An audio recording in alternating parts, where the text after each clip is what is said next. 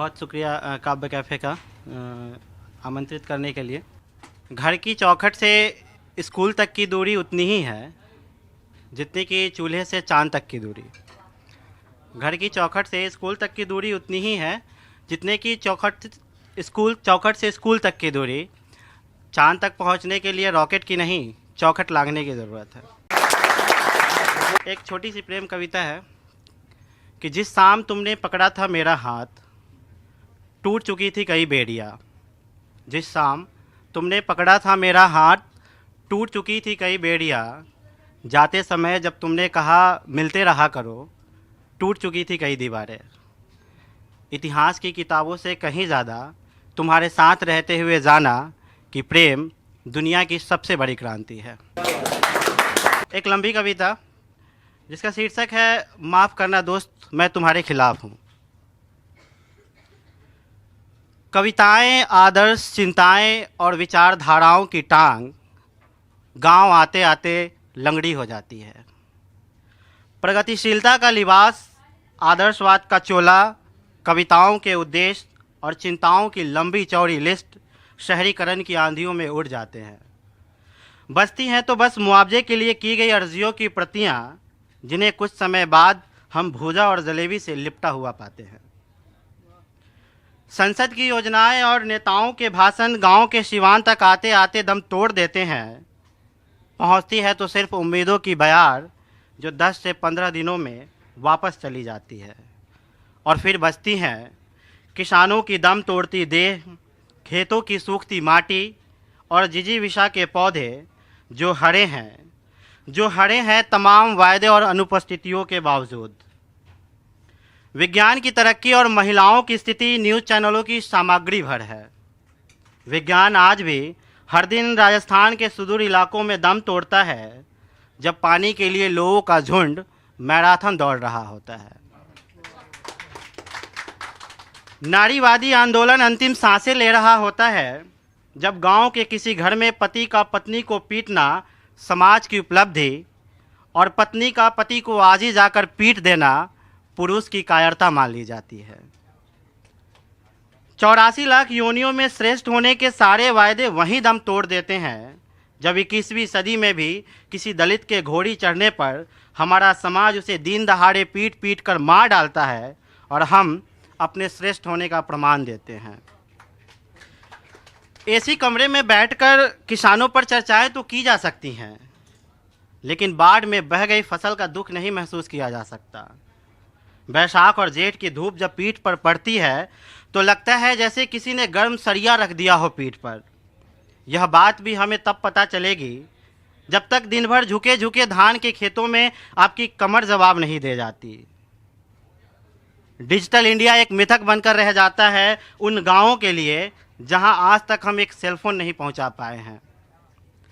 प्रधानमंत्री की मन की बात और उनके वर्चुअल संवाद आसमानी जान पड़ते हैं, जब लोग अपनी आजीविका के लिए भाला बर्छी लिए दिन भर जंगलों में अपना पेट भरने का उपाय ढूंढ रहे होते हैं।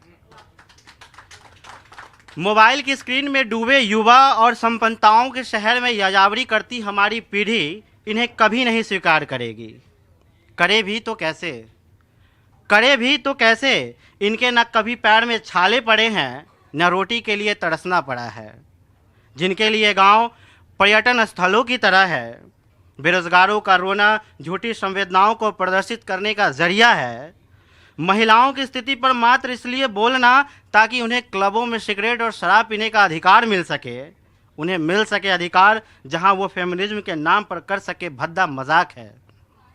वे महिलाएं जो आज भी रूढ़िवादी समाज की चक्की में हर रोज पीसी जाती हैं, जिन्हें आज भी आदर्शवाद और संस्कृति की आड़ में बना रखा गया है आदर्श बंधुआ मजदूर, जिनकी मजदूरी पितृसत्ता समाज को खुश रखना भर है, जिनके लिए महिला सशक्तिकरण जैसे शब्द आसमान में तारे गिनने के समान है, उनकी हक की खातिर कौन सा शब्द आएगा? उनकी हक की खातिर कौन सा शब्द आएगा, या यह शब्द सिर्फ शहरों तक ही सिमट कर रह जाएगा? अगर तुम्हारे लिए यही होना देश का विश्व गुरु होना है तो माफ़ करना दोस्त, मैं तुम्हारे खिलाफ हूँ। धन्यवाद।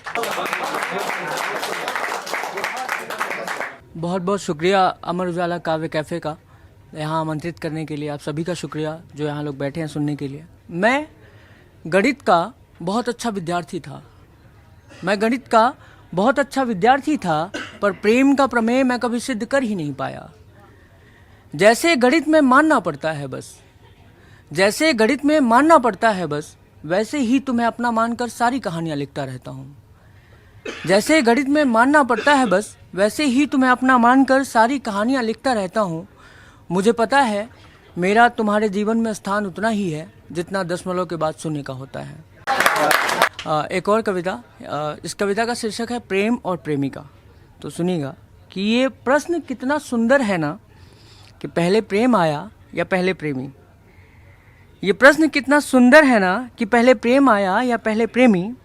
मुझे तुम्हें देखने से पहले प्रेम क्या था शायद ये पता ही नहीं था। पहली बार तुम्हें देखा तो मुझे लगा कि जीवन में बस यही था जो कम था। पहली बार तुम्हें देखा तो मुझे लगा कि जीवन में बस यही था जो कम था। तुम्हारी आंखें देखी तो यकीन हुआ कि देखा जाना कितना सुंदर होता है। तुम्हारी आंखें देखी तो यकीन हुआ कि देखा जाना कितना सुंदर होता है। तुम्हारे होठों की लालिमा देखी तो ध्यान आया कि शाम को आसमान में लालिमा कैसे फैली हुई होती है। और तुम्हें बात करते देखा तो यकीन हुआ कि धरती पर आवाज़ों का आविष्कार इसी दिन के लिए हुआ था। तुम्हें जब समाज सुधार और पूंजीवाद की बातें करते सुनता हूँ तो लगता है कि पृथ्वी कैसे इतना भार वहन करती है। मेरे लिए तुम पहले आई, प्रेम बाद में आया। सुनो, तुम्हारा होना मेरे लिए प्रेम का होना है।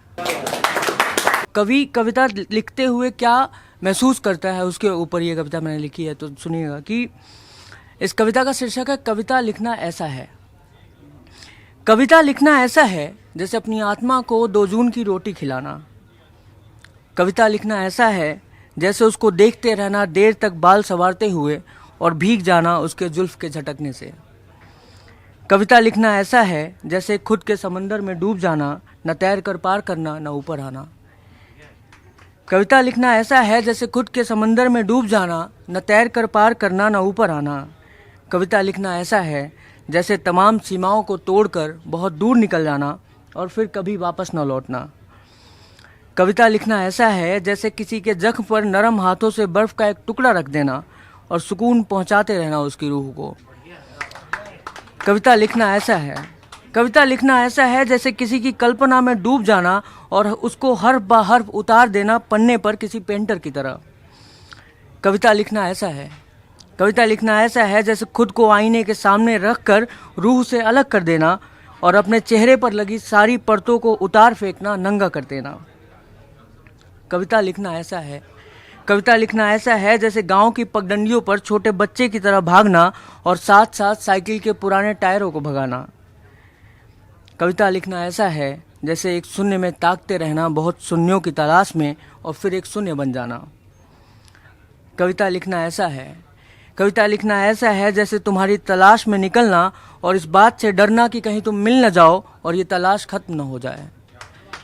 कविता लिखना ऐसा है जैसे तुम्हारी तलाश में निकलना और इस बात से डरना कि कहीं तुम मिल न जाओ और तलाश खत्म न हो जाए। कविता लिखना ऐसा है जैसे रास्तों को ही मंजिल मान लेना और एक ही रास्ते पर पूरी उम्र गुजार देना। कविता लिखना ऐसा है। एक आखिरी कविता और फिर मैं अपनी जगह लूँगा कि कविता का शीर्षक है लौटना। मैं सोचता था पृथ्वी से किसी ग्रह तक की यात्रा करना सबसे कठिन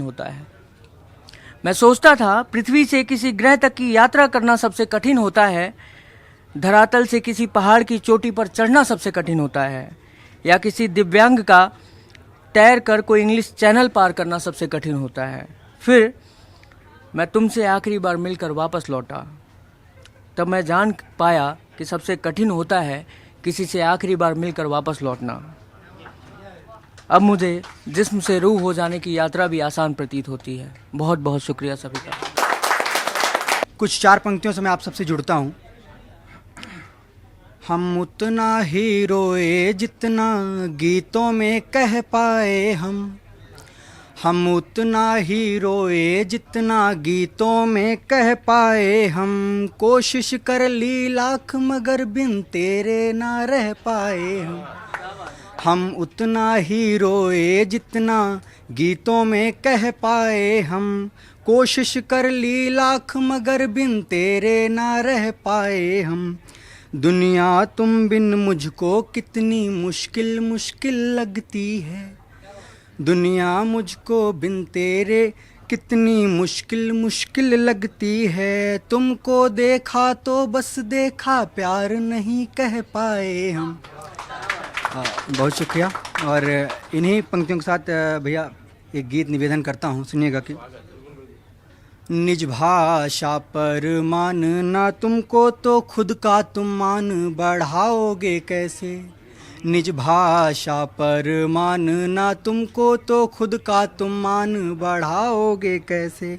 ऐसे रंगे हो तुम आधुनिकता में की, ऐसे रंगे हो तुम आधुनिकता में कि अब इस रंग को उतारोगे कैसे।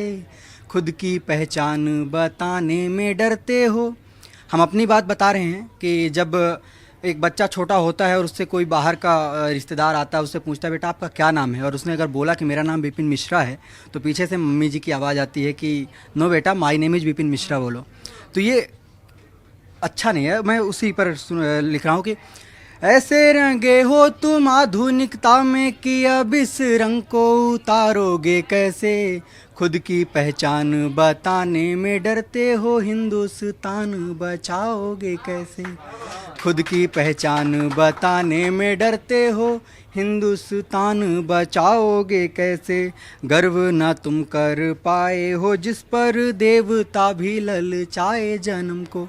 भारत भूमि बहुत बेहतरीन मतलब रही है, पूरे विश्व में कहीं भी नहीं पढ़ा हमने कि किसी दूसरी भूमि पर भगवान ने अवतार लिया हो। कि गर्व न तुम कर पाए हो जिस पर देवता भी ललचाए जन्म को। वंशज हो तुम राणा के और डरते हो जीवन और मरण को। बुद्ध हुए हैं इसी ही धरा पर की, बुद्ध हुए हैं इसी ही धरा पर की ज्ञान के उनके बचाओगे कैसे। खुद की पहचान बताने में डरते हो, हिंदुस्तान बचाओगे कैसे। खुद की पहचान बताने में डरते हो, हिंदुस्तान बचाओगे कैसे। और एक बंद निवेदन करता हूँ, हिंदी हमारी सिर्फ भाषा नहीं है, हमारे संस्कार हैं। मैं किसी भाषा की तौहीन नहीं कर रहा हूँ, लेकिन गुड मॉर्निंग गुड इवनिंग से बेहतरीन चरण स्पर्श और प्रणाम में जो संस्कार झलकते हैं वो इनमें नहीं झलकते। मैं निवेदन करता हूँ भैया कि संस्कार और संस्कृति भूले तुम ऐसे ऐसे ही तुम हिंदी गवाए। संस्कार और संस्कृति भूले तुम ऐसे ऐसे ही तुम हिंदी गवाए। प्रतिस्पर्धा की इस होड़ में बंधु तुम स्वयं को स्वयं से ऐसे हराए। बिन आशीष के माँ के अपने, बिन आशीष के माँ के अपने तुम माँ के गौरव को बचाओगे कैसे। खुद की पहचान बताने में डरते हो, हिंदुस्तान बचाओगे कैसे। खुद की पहचान बताने में डरते हो, हिंदुस्तान बचाओगे कैसे। एक दीपक सा दीप्त उजाला मैं जीवन में कर जाऊंगा। एक दीपक सा दीप्त उजाला मैं जीवन में कर जाऊंगा। जो ना कह पाया मैं तुमसे गीतों में मैं लिख जाऊंगा। कि एक दीपक सा दीप्त उजाला मैं जीवन में कर जाऊंगा। जो न कह पाया मैं तुमसे गीतों में मैं कह जाऊंगा। और बंद सुनिएगा कि बिसर गए वो बंध और बिसरा वो तेरा मुस्काना। पलकों में सावन रखना वो होठों में उपवन सारा। और विसारे मैंने अपने जीवन के शापित चंद्र ग्रहण। गढ़कर पीता रहा मैं अपने जीवन का वो विष संगम। गढ़कर पीता रहा मैं अपने जीवन का वो विष संगम। एकाकी थे गीत मेरे और एकाकी थे गीत मेरे और फिर एकाकी कर जाऊंगा। जो न कह पाया मैं तुमसे गीतों में कह जाऊंगा। जो न कह पाया मैं तुमसे गीतों में कह जाऊंगा। और एक अंतिम बंद और इसके साथ मैं विदा लूँगा। सुनिएगा कि हृदय की सारी पीड़ा को मैं कागज के आंचल सौंपूंगा।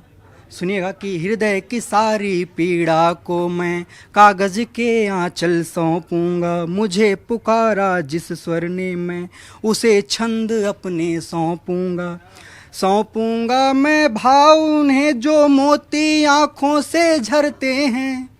सौंपूंगा मैं भाव उन्हें जो मोती आँखों से झरते थे। मेरी पुस्तक की तह में जो मोर पंख से रहते थे। मेरी पुस्तक की तह में जो मोर पंख से रहते थे। गिरवी रख कर शब्द में अपने जब तुमको मैं गाऊंगा। जो ना कह पाया मैं तुमसे गीतों में कह जाऊंगा। जो ना कह पाया मैं तुमसे गीतों में कह जाऊंगा। बहुत शुक्रिया, धन्यवाद। मैं हिमांग नाम से लिखता हूँ और अहमद फराज साहब के एक छोटे से शेर के साथ शुरुआत करूँगा कि मेरा ही रंगे परीदा हर एक नज़र में रहा। मेरा ही रंगे परीदा हर एक नज़र में रहा। वगरना दर्द का मौसम तो शहर भर में रहा। और किसी को घर से निकलते ही मिल गई मंजिल। किसी को घर से निकलते ही मिल गई मंजिल। कोई हमारी तरह उम्र भर सफ़र में रहा। तो एक मेरी छोटी सी कविता है, उससे शुरुआत करूँगा। इसका शीर्षक है बढ़ती तलखियाँ और आई थिंक आप लोग इससे रिलेट कर पाएंगे काफ़ी हद तक। तो सुनिएगा कि बढ़ते नाखून, बढ़ते बाल, बढ़ता हुआ शोर, जीवन के बढ़ते साल, बढ़ते लोग, बढ़ता तापमान, बढ़ती हुई घुटन, जहरीली हवा, टीवी पर हिंदू मुसलमान, बढ़ती राजनीति, बढ़ती हिंसा और हथियार, बढ़ता शहर का दाम, बढ़ते सांप्रदायिक अखबार, बढ़ते दायरे, बढ़ती दूरियां, बढ़ती हुई रायगानी, रोजाना बढ़ती सिसकियाँ, बढ़ती सरकारी हुक्मरानी और ख़त्म होती प्रेम कहानियाँ। संग में कम होती सांसें, कम होती तितलियाँ, कम होते दरख्त, टूटते पहाड़, सूखती नदियाँ, कम होती कविताएं, कम होती दूरियाँ, कम होता सफ़र, कम होती इश्कियाँ और रोज़ाना कम होते महबूब। एक रोज़ महज सब कम होते होते सब कुछ मन के पर्सनल स्पेस तक सिमट जाएगा और हम तुम घर बैठे मेटावर्स और एआई के बीच उलझकर ख़त्म होती इस दुनिया के किसी कोने में महज इश्क ढूंढ रहे होंगे। महज इश्क। तो ये कविता थी बढ़ती तलखियाँ। और एक छोटी सी कविता और है, मैं पढ़ चुका हूँ इस कविता को यहाँ पे पहले भी। इसका शीर्षक है पलायन। तो ये गांव पर है, माइग्रेशन पर है, उत्तराखंड के माइग्रेशन पर जो जोशीमठ में हुआ, उस पर एक कविता है। और मैं वहीं से आता हूँ, उत्तराखंड से, तो मेरा फ़र्ज़ बनता है कि मैं इस कविता को यहाँ पर रखूँ। तो ये कुछ ऐसे है कि जहाँ के दर्रों में है अभी दूरियाँ, जहाँ हर मील पर है घाटियाँ, हाँ कुछ पर्वतों की गोद में, कुछ घाटियों की कोख में, कहीं दूर मेरा गांव था। कहीं दूर मेरा गांव था, पहाड़ों में था, मगरूर था, कुछ घने पेड़ों की छाँव में। कहीं दूर मेरा गांव था, बद्री वहीं, केदार भी, पांडव वहीं, प्रयाग भी, गंगा वहीं, यमुना भी है, वहाँ हर शख्स में इंसानियत का राग भी। परोकम्बख्त सड़क अब जाके पहुँची वहाँ, जब वहाँ उजड़ चुकी है बस्तियाँ, वो ले रहा है सिसकियाँ, वहाँ अब दरमियाँ है दूरियाँ। हाँ कुछ पर्वतों की गोद में, कुछ घाटियों की कोख में, कहीं दूर मेरा गांव था। अब बचे हैं तो कुछ खंडर वहाँ, जिनकी छतों में छेद है। हाँ बचे हैं तो कुछ बूढ़े अरमा वहाँ, जिनको खुद के खून का न लौटने का खेद है। हाँ बचे हैं तो कुछ बच्चे वहाँ, जो कुछ शिक्षा की चाह में चरा रहे हैं बकरियाँ उन पहाड़ों की आड़ में। मैं पूछता हूँ अब कौन होगा जिम्मेदार, कहाँ गए वो अखबार जो छापते थे सुर्खियाँ, फिर क्यों बची है वहाँ महज गिड़गिड़ाती सिसकियाँ। फिर वो लोग आखिर कौन है, क्या वो इस देश का हिस्सा नहीं। उन पहाड़ों में भी किसी की जान बसती है साहब, वो पहाड़ी हैं, वो कोई किस्सा नहीं। पहाड़ी है, कोई किस्सा नहीं। और एक छोटी सी कविता के साथ अंत करूँगा। इसका शीर्षक है लोकतंत्र से उम्मीद। कि एक देश की संसद को कीचड़ के बीचों बीच होना चाहिए, ताकि अपने हर अभिभाषण के बाद संसद से निकलते ही एक राजनेता को पुल बनाना याद रहे। एक लोकतांत्रिक कविता को गांव, मोहल्ले और शहर के हर चौराहे पर होना चाहिए ताकि जनता के बीच आज़ादी और तानाशाही का अंतर स्पष्ट रहे। एक लेखक को प्रतिपक्ष की कविता लिखने की समझ होनी चाहिए ताकि मंचों की प्रसिद्धि से परे और किताबों के बीच न सिमट कर वो जन जन की आवाज़ बन सके। और अंत में एक नागरिक को अपनी हक की आवाज़ का बोध होना चाहिए ताकि इस कागजी जमहूरियत में सिर्फ सभ्य नागरिक बने रहने का अभिनय करते हुए वो मौन जीवन बिता कर न मरे। धन्यवाद अमर उजाला का और आप सभी का। कविता का शीर्षक है कि काल के विरुद्ध। भीतर ही रहे वो बात जिसे कहते हुए जितनी बार हुआ असफल उतनी बार हुआ कवि। भीतर ही रहे वो बात जिसे कहते हुए जितनी बार हुआ असफल उतनी बार हुआ कवि। पाँव में बनी रहे थकान कि यात्रा का अर्थ किसी शब्दकोश में नहीं। पाँव की थकान से झांकते हैं यात्रा के सभी संभावित अर्थ। पेट में हमेशा एक रोटी की भूख बनी रहे। पेट में हमेशा एक रोटी की भूख बनी रहे। पूरी तरह भरा होता है जिसका पेट, वह खो देता है अनजाने में ही अपनी मनुष्यता। जरूरी दुख कभी हाथ न छोड़े। जरूरी दुख कभी हाथ न छोड़े और न्यूनतम उदासी बनी रहे सदा कि जो दुखी नहीं उसकी आंखों से ओझल है जीवन का इंद्रधनुष। जिसके पास नहीं है मन महकाने वाली उदासी, उसके सूनेपन में सूनेपन के सिवा क्या ही होगा भला। उसके सूनेपन में सूनेपन के सिवा क्या ही होगा भला। बनी रहे स्मृति कि लौटते रहे पक्षी शाम को घोंसले में। बनी रहे जिद कि फूटती रहे रेगिस्तान में मीठे पानी की झील। पत्थरों पर उगती रहे दूब, जो है सब बना रहे। मैं नहीं चाहता कि मैं किसी दृश्य को देखते हुए कहूँ, किसी पुराने दृश्य के बारे में सोचते हुए कि ये दृश्य ऐसे नहीं ऐसे था। मैं परिवर्तन नियम है, मैं जानता हूँ। मैं बस इस नियम का अपवाद बनना चाहता हूँ। ये काल के विरुद्ध मेरे युद्ध की घोषणा है। मेरे दोनों हाथ आसमान की तरफ उठे हैं और आसमान में बनी हुई है बसंत की धूप। एक कविता है, प्रेम कविता है। तो कह रहा है कि मैं पुरानी पड़ चुकी उपमाओं को नहीं बरतना चाहता तुमसे प्रेम करते हुए। मैं पुरानी पड़ चुकी उपमाओं को नहीं बरतना चाहता तुमको प्रेम करते हुए। कुछ भी दोहराना नहीं चाहता तुम्हारे प्रेम में। तुमसे ऐसा कुछ नहीं कहना चाहता जो मुझसे पहले किसी और ने किसी और के लिए किसी और से कहा हो। जो मुझसे पहले किसी और ने किसी और से किसी और के लिए कहा हो। मैं तुम्हारी आंखों में नदी देखता हूं पर कहूंगा नहीं। मैं तुम्हारी आंखों में नदी देखता हूं पर कहूंगा नहीं। इससे पहले आंखों को नदी कहा जा चुका है। इससे पहले आंखों को नदी कहा जा चुका है। मैं तुम्हारे बालों में बादल देखता हूं पर कहूंगा नहीं। मैं तुम्हारे बालों में बादल देखता हूं पर कहूंगा नहीं। इसके पहले बालों को बादल कहा जा चुका है। मैं तुम्हारे चेहरे में उगता हुआ सूर्य देखता हूं पर कहूंगा नहीं। इससे पहले चेहरे को सूर्य कहा जा चुका है। मैं वो कुछ भी नहीं कहना चाहता जो इससे पहले कहा जा चुका है।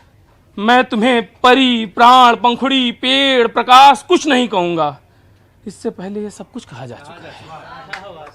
मैं तुम्हें रोटी कहूंगा।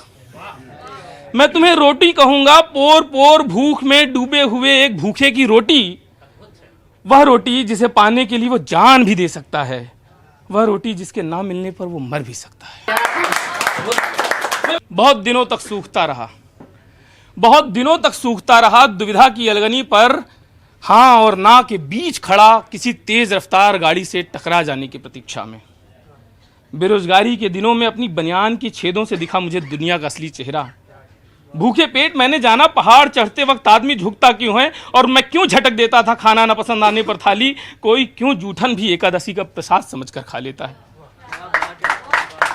प्रेम करते हुए मैंने अपने भीतर के आयतन को नापा, अपने घनत्व को तौला। कितना आदमी हुआ हूं, कितना जानवर बचा है, इसका ठीक ठीक हिसाब किया। महानगरों में रहते हुए मैंने बार बार गांवों को याद किया।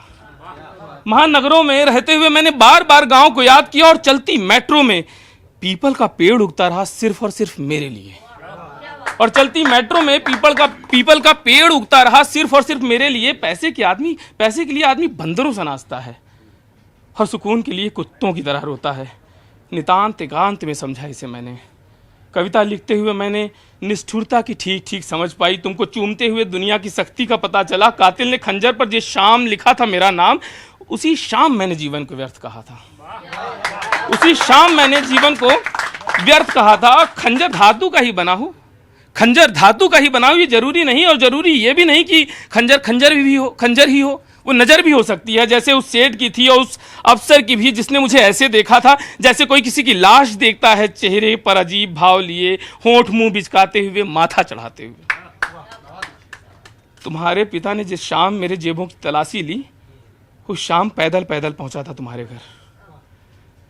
मेरे जेब से उन्होंने मेरी थकान निकाली और तुमसे कहा, इस थके हुए आदमी के हाथ में कुछ नहीं है, इस वीराने में रहती हो तुम इतनी मायूस हुई थी जैसे सरकार ने तुमसे नागरिकता का प्रमाण मांगा हो और तुम कहना चाहती हो कि मेरे पास कोई सबूत नहीं, पर मैं जन्मों से इसी वीराने की नागरिक हूं और कोई कुछ भी कर ले, मुझे इस वीरान देश से बेदखल नहीं कर सकता। ये एक खूबसूरत खुशफहमी थी, ये एक खूबसूरत खुशफहमी थी जिसका शिकार होता रहा मैं उस दिन तक, जब तक तुम्हारे घर नहीं आए 200-250 लोग नाचते गाते और मैं अगली सुबह तुम्हारी कार को आंखों से ओझल होने तक देखता रहा। मैं आज जब ये कविता लिख रहा हूं, तुम अपने बच्चों को स्कूल भेजने की तैयारी कर रही हो, मेरी पत्नी पौधों को पानी दे रही है, तुम्हारा पति दफ्तर के लिए तैयार हो रहा है, तुम्हारे पिता बहुत बीमार रहते हैं इन दिनों और दुनिया किसी और के शिकार में लग गई है। इस अंधे समय में मेरा ये सब देख पाना किसी जादू से कम नहीं रहा। प्रेम में असफल आदमी कवि के साथ जादूगर भी बन जाता है। प्रेम में असफल आदमी कवि के साथ जादूगर भी बन जाता है। आज मेरे अकाउंट में आई है मेरी तनख्वाह, अपनी पत्नी को दिलाऊंगा तुम्हारे पसंद के झुमके। आज मेरे अकाउंट में आई है मेरी तनख्वाह, अपनी पत्नी को दिलाऊंगा तुम्हारे पसंद के झुमके। तुम अपने पति को खिलाना मेरे पसंद का खाना और इस तरह नियति को चकमा देते हुए हम मिलेंगे उसी एक कमरे में जहां पकड़े गए थे पहली बार एक दूसरे को चूमते हुए। और ये आखिरी कविता, समापन की कविता की, सर्वे भवन्तु सुखिना, सर्वे सन्तु निरामया, सर्वे भद्राणि पश्यन्तु मा कश्चित् दुःख भाग् भवेत्। जैसे ही पढ़ी मैंने ये प्रार्थना, राजा, उसके मंत्री, उसके संतरी, उसके चमचे, उसके चेले उसके हाथों में खेले, सब एक स्वर से चीखे, ये देशद्रोही है, ये देशद्रोही है। ये सबके लिए मांग रहा है शिक्षा, स्वास्थ्य, सुरक्षा, न्याय, इसलिए इसने सबके लिए मांगी है खुशी और रोजगार, इसने सबके लिए मांगी है नींद और स्वप्न, बारिश, हवा, जंगल, झरने, भूमि, आकाश, अग्नि, रोटी, कपड़ा और मकान। ये राष्ट्र के लिए खतरा है, इसे भेज देना चाहिए पाकिस्तान। ये राष्ट्र के लिए खतरा है, इसे भेज देना चाहिए पाकिस्तान। मैं निरुपाय सा देखता रहा उस ईश्वर को जो मुझे कहीं नहीं दिखा। शायद उसने भी मांगा हो सबके लिए मेरी तरह रोटी, कपड़ा और मकान। शायद उसे भी भेज दिया गया हो पाकिस्तान, शायद उसे भी भेज दिया गया हो पाकिस्तान। अब हर उस व्यक्ति को पाकिस्तान भेज दिया जाएगा जो कहेगा कि सबके पेट में अन्न हो, सबका हृदय प्रसन्न हो। पर पाकिस्तान में भी हैं सबके लिए सब कुछ मांगने वाले, पर पाकिस्तान में भी हैं सबके लिए सब कुछ मांगने वाले। उन्हें भी भेजा जा रहा है सरहद के इस पार, उन्हें भी भेजा जा रहा है सरहद के इस पार। पर हम लोग जिन्हें सरहदों पर कभी कोई यकीन ही नहीं रहा, हम लोग जिन्होंने कभी नहीं चाही कोई सरहद, हम लोग सरहद के किसी भी तरफ रहें, हम मांगते रहेंगे राजा के जिंदा होने का प्रमाण, उसके मनुष्य होने का सबूत। हम नापते रहेंगे उसकी आंख का पानी। हम लोग जिन्होंने कभी नहीं चाही कोई सरहद, हम लोग सरहदों के किसी भी तरफ रहें, हम मांगते रहेंगे राजा की जिंदा होने का प्रमाण, उसके मनुष्य होने का सबूत। हम नापते रहेंगे उसकी आंख का पानी, हृदय का क्षेत्रफल, आत्मा का आयतन। हम दोहराते रहेंगे, कभी आक्रोश में, कभी विनय में, कभी विरोध प्रदर्शनों में, कभी प्रार्थना सभाओं में, सर्वे भवन्तु सुखिना, सर्वे सन्तु निरामया, सर्वे भद्राणि पश्यन्तु मा कश्चित् दुःख भाग् भवेत्। धन्यवाद। जीना भी एक तरह का काम है और मरना भी। हम जो है वो होना भी और बने रहना भी। जरूरी कामों की फहरिस्त में ऊपर कहीं बहुत ऊपर आता है उदास शामों को नदी किनारे बैठना। पैसे कमाने के लिए अपनी देह को बंदर की देह बना देना जरूरी नहीं, पर मजबूरी जरूर है। अपने पेट को जिलाए रखना और अपनी आत्मा को मरने न देना दुनिया के कठिन कामों में से एक है। तवाइफों के माथे पर पीड़ाहारी बाम लगाना सबसे पुण्य काम। तवाइफों के माथे पर पीड़ाहारी बाम लगाना सबसे पुण्य काम। गाय की पूंछ पकड़कर स्वर्ग के बारे में सोचना निरर्थक काम है। गाय की पूंछ पकड़कर स्वर्ग के बारे में सोचना निरर्थक काम है। और कौवे में अपने पूर्वजों को देखना पछतावे से भरा हुआ काम। सांस लेना उतना भी स्वाभाविक नहीं जितना लगता है। झूठ बोलना उतना भी आसान नहीं। कहीं जाना और वहां से समूचे लौट आना लगभग असंभव है। कहीं जाना और वहीं का हो जाना पूर्णतः असंभव। संभव है मरने के बाद भी आप बचे रहें, और यह भी कि जीते जी जीवन को तरसते रहें। कविता लिखना कैसा काम है? कविता लिखना कैसा काम है, इसका जवाब कवियों के पास नहीं। प्रेमियों को पता है कविताओं का महत्व, और तानाशाहों को उसकी ताकत। प्रेमियों को पता है उसका महत्व और तानाशाहों को उसकी ताकत। जनता इन सब चीजों से अनजान है। जनता इन सब चीजों से अनजान है। एक किसान की तरह घर लौटने और एक मजदूर की तरह सोने से सुंदर कोई काम नहीं। एक किसान की तरह लौटने और एक मजदूर की तरह सोने से सुंदर कोई काम नहीं। भंवरों के पास जो काम है उसे मनुष्यों को करना चाहिए। भंवरों के पास जो काम है उसे मनुष्यों को करना चाहिए था। मनुष्यों ने जो काम किया उसे धरा पर कोई जीव नहीं करना चाहिए। मनुष्यों ने जो काम किया उसे धरा पर कोई जीव नहीं करना चाहेगा। जिसके पास कोई काम नहीं उसे दर्पण हो जाना चाहिए। जिसके पास कोई काम नहीं उसे दर्पण हो जाना चाहिए। बेरोजगारों को इश्क करना चाहिए, और अगर इश्क ना कर सकें तो इश्क जैसा कुछ कर लेना चाहिए। और अगर इश्क ना कर सकें तो इश्क जैसा कुछ कर लेना चाहिए। शिकारी को एक बच्चे में बदल जाना चाहिए। शिकारी को एक बच्चे में बदल जाना चाहिए, और उसके तीर कमान को कागज की नाव में मैं एक अंतहीन स्वप्न में बदल रहा हूं, जबकि मुझे अपने हिस्से के यथार्थ से टकरा जाना चाहिए था। कविता द्रौपदी की तरफ से लिखी गई एक आत्मकथा है, और आप इसको उसी तरह से सुनिएगा। है कौन यहाँ पर वीर जिसे मैं दिल की बात बता पाऊं? है किस प्राणी में धीर जिसे मैं मन की पीड़ा गा पाऊं? ये बात उसी तक पहुंचेगी, ये आँच उसी तक पहुंचेगी जिसने अग्नि के जल तट पर अपने मन को सेका होगा, जिसने नारी के अश्कों को पृथक पृथक रोका होगा, जिसने रोकी होंगी नदियां, जिसने अंबर रोका होगा, जिसने देखी शमशीर उसे मैं शम और शीर दिखा पाऊं। है जिसने देखी शमशीर उसे मैं शम और शीर दिखा पाऊं। है किस प्राणी में धीर जिसे मैं मन की पीड़ा गा पाऊं। अग्नि ने मुझको जन्म दिया सो यज्ञसेनी मैं कहलाई, प्रतिशोध के तीर चलाने को द्रौपदी पिता के घर आई। कमल नयन छवि अति सुंदर कृष्णा का मुझको नाम मिला, मुझसे अधर्म का सर्वनाश ऐसा मुझको वरदान मिला। कृष्ण की छवि लिए मन में मैं कृष्ण कृष्ण भजती जाऊं। है किस प्राणी में धीर जिसे मैं मन की पीड़ा गा पाऊं। अब जिस तरह से वो बड़ी हो रही हैं। नागिन सा चढ़ता यौवन कान्हा की प्रीत में रमता मन, कुछ और मगर सौभाग्य मेरे ये कह गए कृष्ण आराध्य मेरे। ब्राह्मण का धरकर सरल वेश अर्जुन ने किया था लक्ष्य भेद, अभिमान भूपों का चूर्ण हुआ इति स्वयंवर संपूर्ण हुआ। अर्जुन छवि है मोहन की मैं अर्जुन की अब हो जाऊं। है किस प्राणी में धीर जिसे मैं मन की पीड़ा गा पाऊं। हाय माँ ने क्या यह बात कही, अब कैसे हो यह बात सही। खुद को कैसे यूं बांट दूं मैं, पर नर का कैसे पाप लूं मैं। अवज्ञा माँ की कैसे करूं, हे प्रभु कहो मैं डूब मरूं। पर नारी पुरुषार्थ नर का नारी धिक्कारी जाऊं। है किस प्राणी में धीर जिसे मैं मन की पीड़ा गा पाऊं।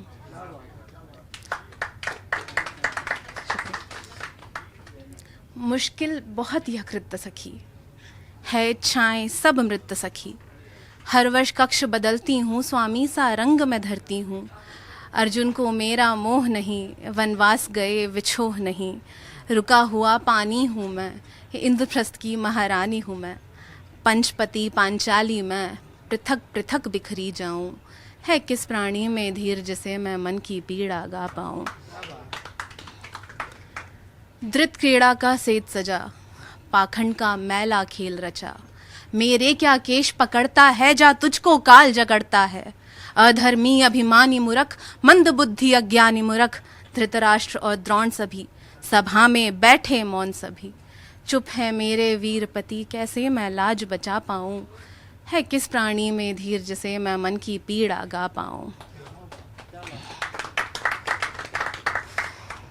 घमंड शत्रु पर भारी है, रणचंडी अवतारी है, काली का अवतार हूं मैं, हाँ खुद में हाहाकार हूं मैं।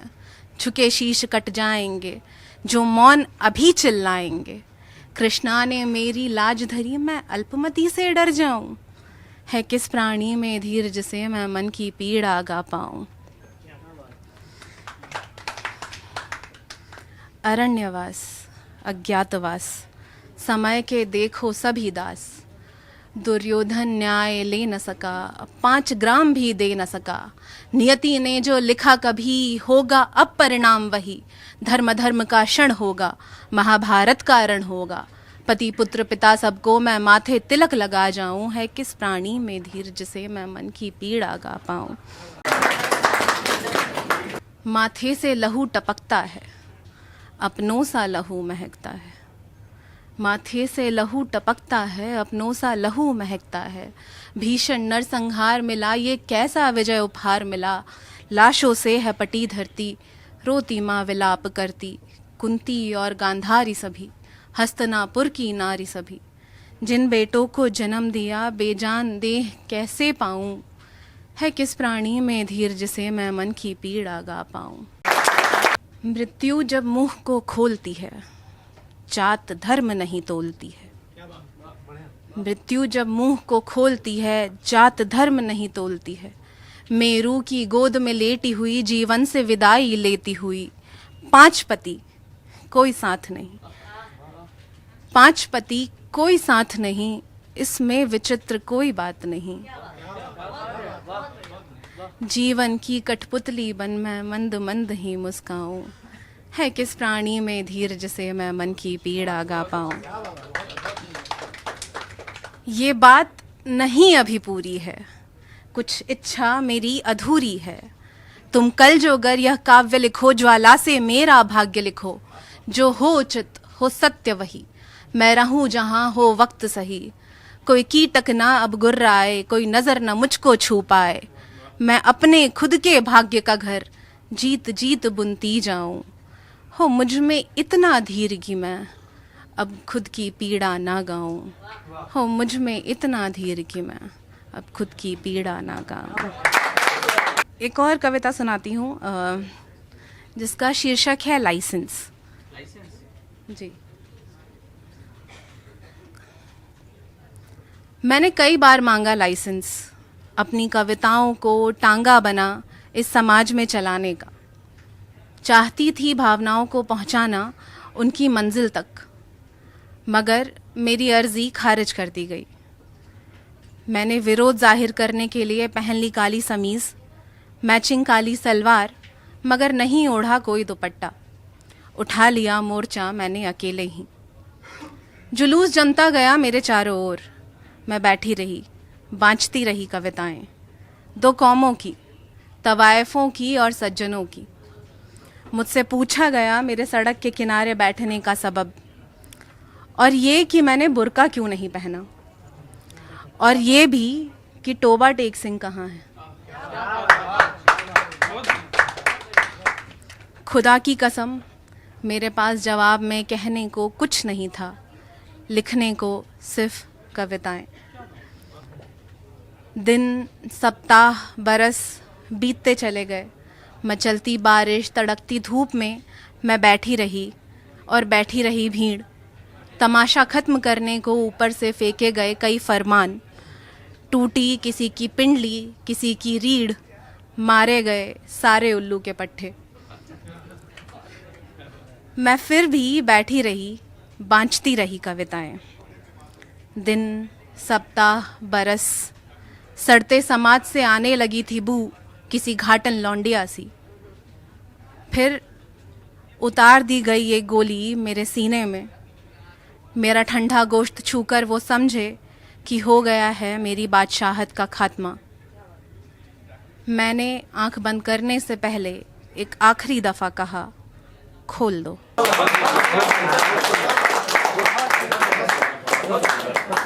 अगर ईश्वर करता लड़के और लड़कियों में भेद, अगर ईश्वर करता लड़के और लड़कियों में भेद, तो चींटी का घर उसकी बेटियां बनाती और बेटे किसी नुक्कड़ पर बैठ किसी को बेवजह काट रहे होते।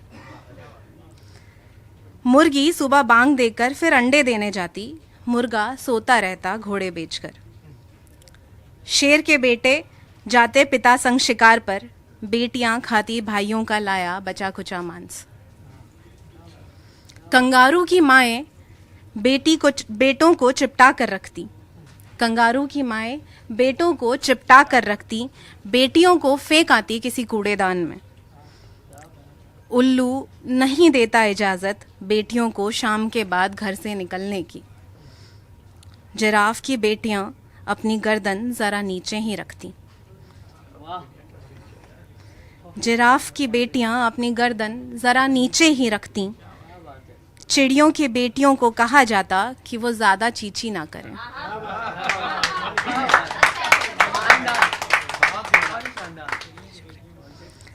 चिड़ियों की बेटियों को कहा जाता कि वो ज्यादा चींची ना करे। कोयल को गाने दिया जाता क्या, उछल उछल कर हर डाल पर। रंगीन होने पर तितली की बेटियों को जरूर पड़ती अपने घर वालों से फटकार। नागिन नहीं रख पाती इतनी लंबी जुबान, पर फैलाने वाली बाजों के बाप ने काट न दिए होते अपनी बेटियों के पर। अगर ईश्वर को करना होता भेद, तो आंख, पैर, जबान और पर पुरुष के हिस्से आते, स्त्री को केवल हाथ और कान। अच्छा है ये भेद सिर्फ इंसानों के बनाए हैं, इसलिए इंसानों तक सीमित है। बहुत बहुत शुक्रिया, बहुत शुक्रिया।